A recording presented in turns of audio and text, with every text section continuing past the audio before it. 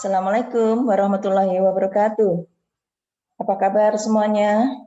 Semoga kalian semuanya tetap sehat dan selalu bersemangat untuk mengikuti perkuliahan daring yang pada kali ini pada mata kuliah manajemen pemasaran akan membahas tentang bauran promosi. Ada beberapa topik yang akan kita bahas pada hari ini. Yang pertama adalah pengertian bauran promosi, jenis bauran promosi, serta tolak ukur untuk mengukur keberhasilan bauran promosi. Kita lihat apa pengertian dari bauran promosi. Beberapa literatur diantaranya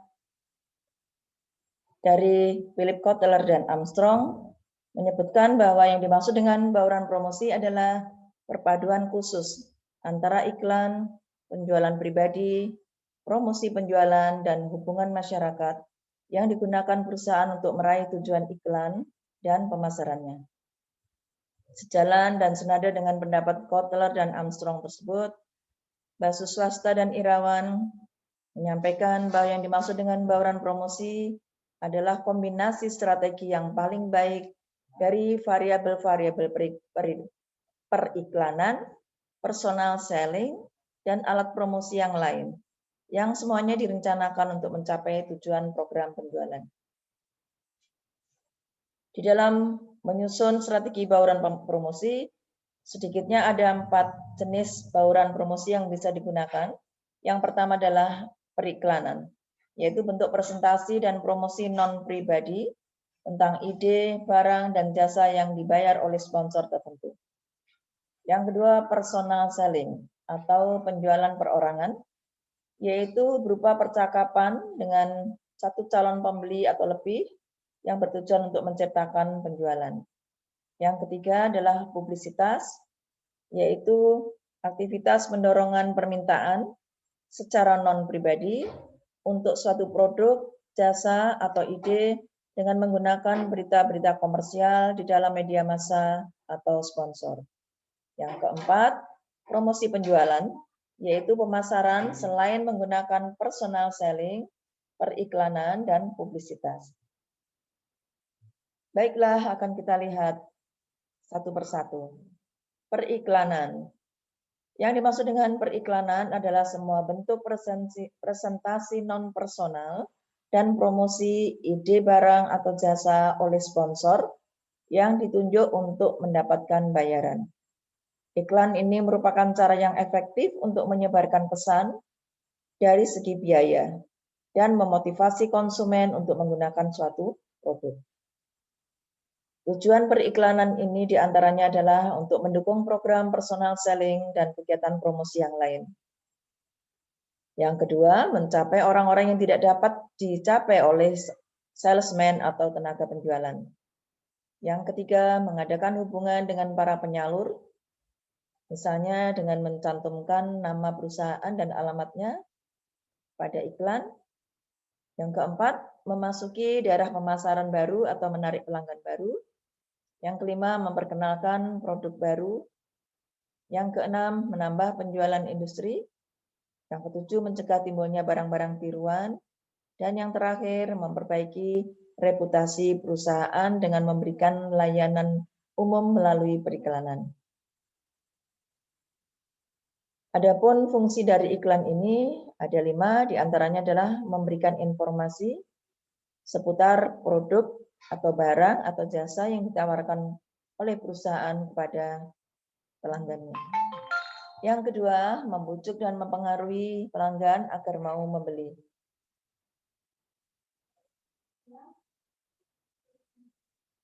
Yang ketiga, menciptakan kesan atau image yang positif terhadap produk dan perusahaan. Yang keempat, memuaskan keinginan dan yang terakhir, periklanan juga merupakan sebuah alat komunikasi antara perusahaan dengan pelanggannya. Di sini juga saya tuliskan tentang macam-macam periklanan, di mana iklan ini dibedakan menjadi 3 sesuai dengan sasaran yang dituju dari iklan tersebut. Yang pertama adalah periklanan permintaan pokok, yaitu mengenai produk-produk atau barang-barang yang bersifat pokok. Yang kedua adalah permintaan selektif, yaitu barang-barang secara selektif. Kemudian yang ketiga adalah periklanan kelembagaan. Ya, periklanan yang ditujukan kepada lembaga-lembaga tertentu, di mana dibedakan menjadi kelembagaan untuk perlindungan, kelembagaan untuk hubungan publik, dan kelembagaan untuk layanan publik. Untuk membuat iklan yang baik dan efektif, maka kita bisa menggunakan kriteria IDCA atau attention, interest, desire, conviction, dan action. Attention adalah mengandung daya tarik, sehingga dengan iklan itu dapat menimbulkan ketertarikan konsumen terhadap produk. Interest itu mengandung perhatian dan minat yang bertujuan untuk menimbulkan minat beli konsumen. Yang ketiga, desire, yaitu memunculkan keinginan untuk mencoba atau memiliki produk yang diiklankan. Dan yang keempat, conviction, menimbulkan keyakinan terhadap produk sehingga memunculkan kepercayaan terhadap produk atau jasa yang ditawarkan oleh perusahaan. Dan yang terakhir, action, melakukan tindakan untuk membeli produk yang ditawarkan oleh perusahaan. Jenis promosi yang kedua adalah personal selling atau penjualan perorangan. Personal selling adalah sebuah komunikasi langsung atau tatap muka antara penjual dan calon pelanggan untuk memperkenalkan suatu produk kepada calon pelanggan dan membentuk pemahaman pelanggan terhadap produk, sehingga mereka kemudian akan mau mencoba membeli. Personal selling ini memiliki kelebihan dan sangat penting untuk meningkatkan ekuitas merek perusahaan dan ekuitas setiap merek barangnya. Tujuan utama personal selling adalah melakukan tindakan persuasif kepada calon pembeli, sehingga akan mampu didapat feedback saat itu juga dalam bentuk pembelian produk, kemudian mau menjadi loyal customer dari produk tersebut. Jenis iklan yang ketiga adalah publisitas, yaitu hubungan masyarakat yang meliputi usaha-usaha untuk menciptakan dan mempertahankan hubungan yang menguntungkan antara organisasi dan masyarakat, termasuk pemilik perusahaan, karyawan, lembaga pemerintahan, penyalur, serikat buruh, di samping juga calon pembeli. Publisitas ini mempunyai peranan yang sangat besar, diantaranya adalah dapat mempengaruhi kesan terhadap sebuah organisasi maupun produk atau jasa yang ditawarkan oleh perusahaan atau organisasi tersebut. Dengan demikian, maka menjaga hubungan yang baik antara konsumen dan produsen harus menjadi pertimbangan dan tugas utama dari perusahaan agar dengan menjaga hubungan kedua belah pihak tersebut dapat terjalin keterikatan, ya, hubungan yang intim sehingga akan terjadi proses pembelian yang berkelanjutan. Dan yang terakhir, jenis promosi adalah yang disebut dengan promosi penjualan, yaitu kegiatan promosi selain menggunakan iklan, personal selling, maupun publisitas. Nah, bentuknya bermacam-macam, ada dalam bentuk peragaan, pertunjukan, pameran, demonstrasi, dan lain sebagainya. Atau menggunakan benda-benda promosi. Biasanya kegiatan ini dilakukan bersama-sama dengan kegiatan promosi yang lain dan biayanya relatif lebih murah dibandingkan dengan periklanan dan personal selling. Tujuan promosi adalah memodifikasi tingkah laku, kemudian memberitahukan kepada calon pelanggan, membujuk dan mengingatkan pelanggan. Beberapa contoh benda-benda promosi diantaranya adalah poster, brosur, dan leaflet. Ini merupakan karya seni atau desain grafis yang membuat komposisi gambar atau huruf di atas kertas berukuran besar, bertujuan untuk mempengaruhi masyarakat agar menyadari keberadaan produk perusahaan. Ini berikut adalah beberapa contoh aktivitas promosi yang dilakukan oleh perusahaan. Yang pertama adalah bentuk special offer atau penawaran khusus pada hari-hari khusus, pada momen-momen khusus, advertising atau iklan, user dan trial, memberikan tester, direct mailing, surat langsung, leaflet, gift, ya. Promosi melalui persaingan, kerjasama dengan persaingan, joint venture.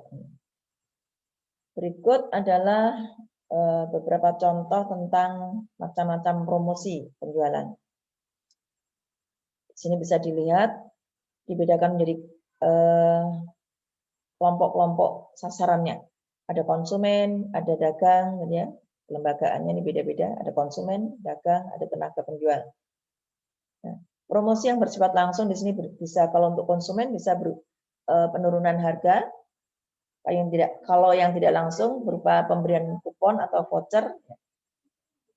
Sedangkan kalau untuk dagang, promosi penjualan pada kelembagaan dagang, maka akan memberikan skema loyalitas, ya, insentif, pembelian satu bundel, dan sebagainya. Di sini yang tidak langsung berupa perpanjangan kredit, pertambahan tagihan, kupon voucher, jumlah uang tertentu, ya, penjualan maupun pengembalian. Sedangkan untuk tenaga penjual, promosi bisa diberikan dalam bentuk bonus atau komisi yang tidak langsung berupa kupon, voucher, ya, poin, dan lain sebagainya.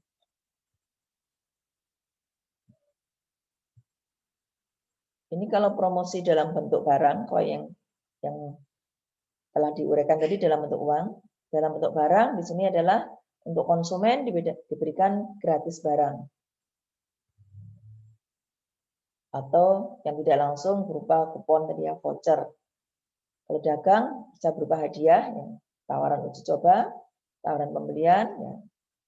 Sedangkan yang tidak langsung adalah kupon atau voucher. Sedangkan untuk tenaga penjual adalah berupa hadiah. Kalau yang langsung, yang tidak langsung berupa kupon atau voucher atau sistem poin, ya, dan sejumlah uang tertentu. Apabila bentuknya jasa, barangnya, produk yang ditawarkan adalah berupa jasa, maka ini beberapa bentuk contoh promosi langsung maupun tidak langsung. Garansi, ya, acara partisipasi, grup, pameran, display, ya. Yang langsung, yang tidak langsung iklan bersama, atau perangko, kupon, voucher, dan lain sebagainya. Sedangkan untuk dagang, garansi, acara partisipasi, grup, servis gratis, ini merupakan promosi, skema pengurangan risiko, ya, pelatihan, pameran, display, demonstrasi, skema penjualan timbal balik, ini yang langsung. Yang tidak langsung berupa voucher, kupon, perangko. Untuk tenaga penjual, maka diberikan servis gratis, acara partisipasi, dan bergabung dalam grup-grup. Ini yang tidak langsung, kupon, ya, pemberian kupon, voucher, sistem poin, ya, servis, karcis, acara tertentu, dan persaingan. Demikianlah ini beberapa bentuk promosi yang bisa dilakukan. Untuk tolok ukur mengukur keberhasilan promosi, diantaranya ada 4 tolok ukur di sini. Yang pertama adalah terjadinya peningkatan penjualan secara signifikan, yang dengan demikian akan menumbuhkan permintaan real dan potensial, sehingga citra produknya semakin baik. Dan yang terakhir adalah bisa terjalinnya customer intimasi, hubungan yang intim antara pelanggan dan perusahaan. Demikian paparan untuk materi bauran promosi. Saya akhiri sampai di sini. Sampai ketemu lagi pada pertemuan yang akan datang. Wassalamualaikum warahmatullahi wabarakatuh.